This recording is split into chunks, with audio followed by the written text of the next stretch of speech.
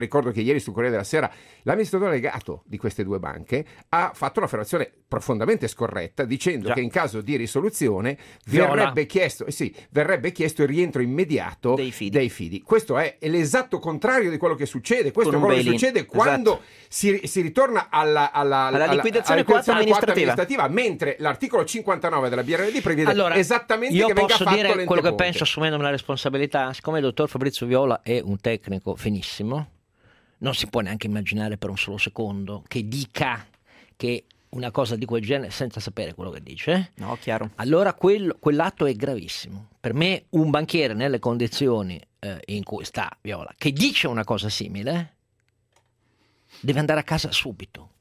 Punto.